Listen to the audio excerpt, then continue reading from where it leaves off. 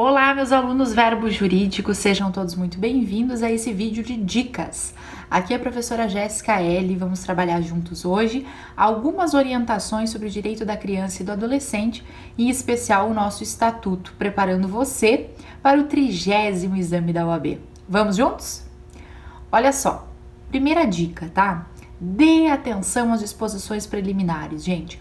Toda vez que eu dou essa aula, eu digo para os meus alunos o seguinte: você precisa ter as disposições preliminares como a sua válvula de escape. Se você não souber o que a questão está narrando, você vai buscar nos princípios protetivos da criança ou adolescente a resposta correta para a sua questão. Então, que princípios que você precisa carregar para a sua prova? O princípio da proteção integral. Todas as esferas de desenvolvimento da criança e adolescente devem ser mantidas. Física, psíquica, mental, ou seja, a preservação das esferas de desenvolvimento. O segundo princípio, o princípio da prioridade ou primazia de atendimento. Ele vai também te livrar em N situações que você fica pensando, será que a criança ou adolescente tem preferência e tem prioridade? Devem ser atendidos prioritariamente? Claro que sim, em razão do quê?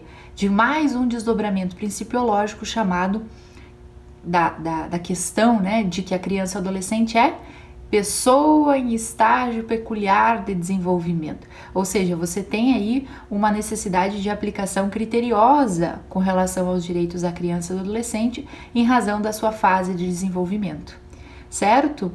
Pessoal, ainda temos o princípio da excepcionalidade, da brevidade, que aí nós vamos levar maior relação às medidas socioeducativas, né? A internação, por exemplo, ela deve ser aplicada excepcionalmente, a excepcionalidade e também de forma breve, o mais breve possível.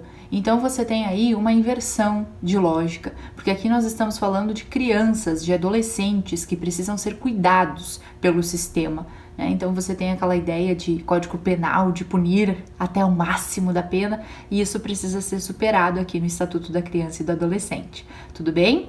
Dito isso, pessoal, o artigo 2º, quem é criança, quem é adolescente? Ah, Jéssica, para lá que você vai usar isso como dica. Não, tudo bem que você sabe que criança é de 0 a 12 incompleto, tudo bem? Agora, adolescente de 12 a 18 anos incompletos. Agora, você lembra de cabeça quais são as exceções em que o ECA se aplica a maiores de 18 anos? Jéssica, não sei não. Lembra, gente, duas possibilidades, tá? A primeira delas é no artigo 44 do procedimento de adoção, quando, ainda que no procedimento de adoção, o adotando completa 18 anos. Será que finda-se o procedimento de adoção? Não, faz-se a vontade do adotante, né, pessoal, ainda que complete os 18 anos. E a segunda situação que nós temos também é a aplicabilidade das medidas socioeducativas. Pensem naquele adolescente infrator que comete um ato infracional análogo ao homicídio com 17 anos e 11 meses. E será que esse adolescente vai ficar com regime de internação?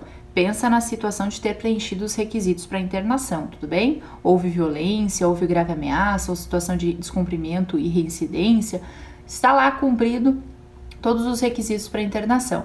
Será que esse adolescente ele vai ficar internado só um mês?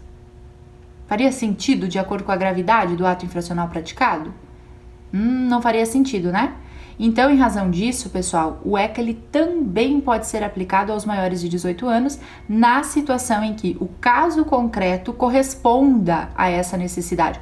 Ou seja, aquela criatura, aquele adolescente infrator, que a gente chama de criatura, né, que dá vontade de sacudir porque você fez isso, mas tudo bem, porque o ECA é uma disciplina, é uma lei protetiva e a gente precisa pensar que a partir das medidas socioeducativas nós não vamos sacudir o adolescente, nós vamos sim tentar ressocializá-lo de forma pedagógica, que a grande característica das medidas socioeducativas, diferentemente dos tipos penais do Código Penal, é a tentativa, né, de uma ressocialização pedagógica do adolescente. Por mais que nós fiquemos aí com a situação de tentar sacudir o adolescente e pensar por que você fez isso, né, meu caro? Então, saibamos também que o ECA se aplica extensivamente aos maiores de 18 anos em situações de exceção, tudo bem? Bueno, carregue junto com você as disposições preliminares e os princípios que você vai ir super bem. Outra questão interessante, pessoal, de se pensar é com relação ao direito que o adolescente, a criança tem de conviver com a sua família natural. Então, nós temos lá das modalidades familiares, né? A família natural, a família original ou biológica, depois a família extensa ou ampliada e ainda a família substituta. Quando nós temos a suspensão ou a destituição do poder familiar, que vai colocar essa criança, esse adolescente em uma convivência com outra família. Em regra, daí os procedimentos são de guarda, tutela e adoção. A guarda se caracteriza por uma regularização de uma situação fática, ela é instantânea, que é para realmente aquela criança, aquele adolescente terem o apoio e o respaldo de alguém. A tutela, pessoal, o tutor em si, ele faz às vezes de representação do seu tutelado, com isso tem todos os deveres que o Código Civil implica, de balanço de gastos e prestação de contas de 2 em 2 anos, a prestação, é em razão do quê? Que o tutor ele vai agir sempre priorizando o benefício, a intenção é beneficiar o tutelado. E por último, nós temos a finalidade aí da adoção, que é realmente em uma circunstância de não mais inserção daquela criança, daquele adolescente na sua família natural, vai haver aí a destituição do poder familiar e a consequente colocação em família substituta. Mas veja, gente, essa é uma situação excepcional que não pode ser entendida como regra no nosso estatuto, tudo bem? Dito isso, é interessante que nós lembremos ainda que o Estatuto ele vem sofrendo modificações no sentido dessa possibilidade de afastamento do adolescente, da criança, da sua família natural. Um desses institutos, por exemplo, é a colocação em família acolhedora. Famílias que são previamente cadastradas no sistema e que vão suprir muitas vezes essa falta, essa ausência que tem a família natural ou descaso para com a criança ou adolescente. O número da lei que traz essa alteração, pessoal, é 13.257, foi recente, foi aqui em 2016 essa alteração, prevendo esse instituto. Da mesma forma, o Instituto do Apadrinhamento, em que você tem um terceiro que vai também custodiar, vamos colocar assim, né? Vai se preocupar com os direitos e as liberdades da criança e do adolescente, fazendo às vezes muitas de um próprio guardião, de um familiar, de alguém que se preocupa efetivamente. Ainda que não tenha um vínculo, um laço jurídico, né, que precisa ali prover a subsistência daquela criança, daquele adolescente, certo? O apadrinhamento é uma lei recente também, de 2017, então vale a dica para sua prova. Outra questão interessante, gente, que é a atualização de 2019, é a autorização para viajar. Foi uma aposta no 29º exame da ordem, mas a FGV não foi tão óbvia, né? Então não colocou aí para vocês a autorização para viajar, mas foi uma alteração recente, agora de 2019. Veja, a autorização para viajar, ela modifica-se no tocante aos relativamente incapazes, que já tem 16 anos. Então você tem uma alteraçãozinha ali do artigo 83, que diz que aquele que é relativamente incapaz, mas que é menor de 18, ou seja, tem menor de 16, perdão, tem ali a situação de transitoriedade, né? O adolescente maior de 12 até os 16. Então você tem essa modificação ali com relação ao critério etário. Este também estaria sujeito à obrigação, né, de ter um atendimento, um acompanhamento por parte dos seus familiares, por parte de alguém que seja considerado parente próximo, ou ainda que tenha autorização judicial. Aí nós temos aquelas exceções do parágrafo 1º, em se tratando de comarca contígua não há necessidade de autorização, ou quando houver algum acompanhamento desse adolescente menor de 16 anos. Aí você tem ali aquele requisito interessante que dos acompanhantes devem ser até o 3º grau. E eu sempre indico também que você tome cuidado, porque na prática deve haver comprovação documental desse parentesco. Então não adianta ir aí com a sua tia, avó, sem nenhum documento aí para viajar, tudo bem? Nem mandar seus filhotes, porque não vai dar certo. Certo, pessoal? Essa é uma autorização de 2019, portanto, é também uma dica minha, muito importante para você lembrar para a prova. Ainda, as medidas socioeducativas não tiveram alteração. Jéssica, mas você continua apostando nelas? Veja bem, você tem no ECA a parte que se dedica à preocupação com a criança, né? A criança não sofre medida socioeducativa, ela sofre medida de proteção, justamente para tentar minimizar as consequências da ameaça ou da lesão dos seus direitos. Então, de um lado você tem medidas protetivas, de outro você tem as medidas socioeducativas aplicáveis única e exclusivamente aos adolescentes que cometem ato infracional. E você ainda tem um conjunto de medidas que é aplicável aos pais ou responsáveis pela criança e pelo adolescente, que muitas vezes, né, a negligência, a uma situação de violência iminente que parte do próprio grupo familiar. Então nós temos que ter também um acompanhamento, uma necessária observância daqueles que são os responsáveis pela criança e adolescente. Então daí a importância das medidas socioeducativas, mas das medidas protetivas, mas sobretudo das medidas aplicáveis aos pais ou responsáveis. Dito isso, pessoal, quando eu explico medida protetiva, eu sempre dou o exemplo daquela criança de 9 anos que leva a arma para a escola, a arma que é do pai, leva para a escola, atira e mata o coleguinha. Essa criança de 9 anos recebe algum tipo de medida? Aí fica aquela inquietação, né? Que tipo de medida seria medida cabível?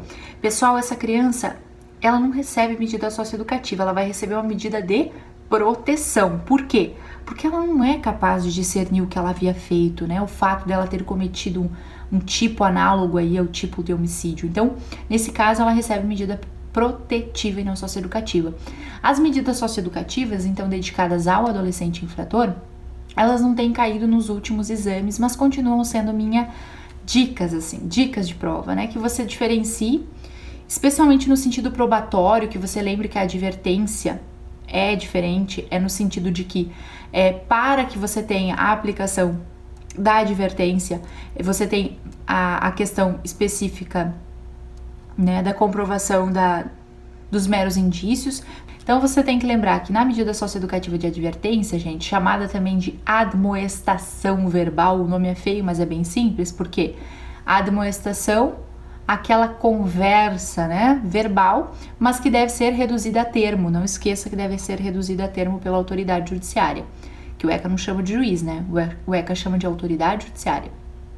Então, para que você tenha a comprovação para a aplicação da medida socioeducativa de advertência, você precisa ter mero indício de autoria e prova de materialidade. Agora, todas as demais medidas socioeducativas, elas carecem de prova, tá? Então você tem também aquela observância, né, no tocante à diferenciação ali de prazos. Pensa na medida socioeducativa de primeira advertência, essa questãozinha do indício de autoria, a parte principal ali de diferenciação, né, o que você precisa lembrar. Aí você tem a obrigação de reparar o dano, atos infracionais de ordem patrimonial, você tem a liberdade assistida, cuidado que o prazo mínimo é de 6 meses para o orientador acompanhar o adolescente. Você tem, junto da liberdade assistida, cuidado com o prazo, né?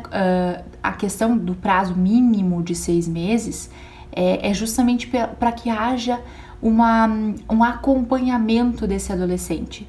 Tudo bem? Então, a liberdade assistida, no mínimo 6 meses. E a questão, junto da liberdade assistida, você tem a prestação de serviço à comunidade, também tem um prazo de 6 meses, só que nesse caso o prazo é máximo. Aí você vai pensar na penosidade da medida socioeducativa. A semi-liberdade, que é o encaminhamento para a liberdade, que pode ser aplicada como forma de progressão ou ainda pode ser aplicada como primeira medida, depende da situação concreta, de qual ato infracional aquele adolescente efetivamente praticou. E ao final, e a internação? A internação é a mais importante delas. Cuidado, né, gente? Nós temos um prazo de 45 dias da internação provisória e nós temos um prazo máximo de 3 anos para a desinternação. Mas tome cuidado, porque a desinternação compulsória, ela é aos 21 anos, tudo bem? Então lembra dessa situação do adolescente infrator que comete o ato infracional com 17 anos e 11 meses. Para você que vai fazer o concurso da ordem, eu ainda te dou como dica o título do acesso à justiça. Esse sim, esse você precisa olhar com todo o carinho do mundo.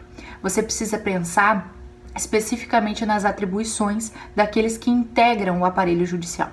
Então você vai pensar no juiz e nas suas competências. Aliás, qual a competência para julgar ações que sejam relativas a direitos da criança e do adolescente?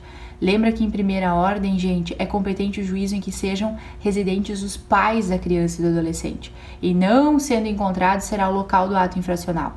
Tudo bem? Então tem que lembrar dessa questãozinha que foi aí alvo do nosso último exame da ordem.